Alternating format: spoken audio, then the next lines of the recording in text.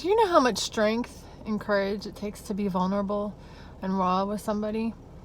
It takes more than you know, because think of each touch point that you have to face in order to make the decision to be raw and vulnerable. For example, the consequences, right? A lot of us aren't raw and vulnerable because we don't want the consequences. We're afraid of people seeing us differently, of judging us, or of rejecting us, or using what we share against us. There's like a whole myriad of fear-based reasons that we do not choose to be raw and vulnerable.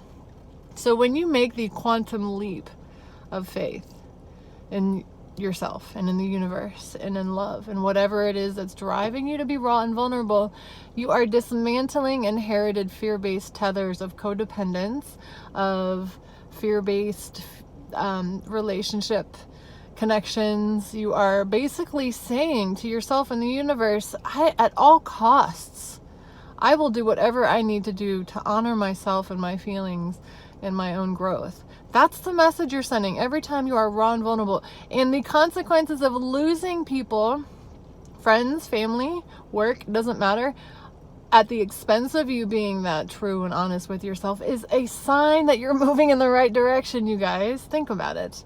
When you make a declaration that you want to step into your highest and best, you want to raise your vibration and align your soul with your human, once you've made that clear declaration, amazing things start happening behind the scenes to get you there, which means encounters and experiences to poke you in the areas where you've been sleepwalking so that you can make a new choice point.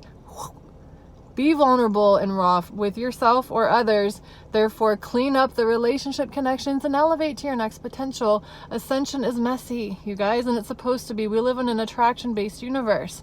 When you choose to look under the hood and start seeing what's really been guiding your decisions and your beliefs and perspectives, you start to excavate it. You're not numbing it out. You're actually starting to draw it out and be aware of it. Law of attraction says you're going to have to draw things into you that match that. That's okay. That's part of the cleansing process. We can kind of stall out at this stage though, because we're all of a sudden looking at all these unsavory things happening and thinking, oh, something's wrong. There's a leak somewhere. I broke a pipe or whatever. No, that's the law of attraction responding to you doing the healing excavation work. Keep your focus on love of self, trust of self and the universe, and you will continue by purge and release, elevate, purge, release, elevate, purge, release, elevate. And by purge, release, I mean see and integrate, right? Such that you become a vibrational match to your true soul's essence.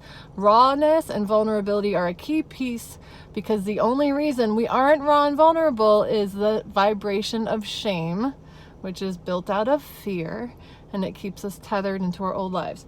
This is a really short compilation of the big picture that raw vulnerability, getting under the hood, and unsavory reflections for a time, they're all signs that you're making progress. Bookmark this video, come back to it. Dark night of the soul is a part of your ascension process. You're going to get into the icky sticky.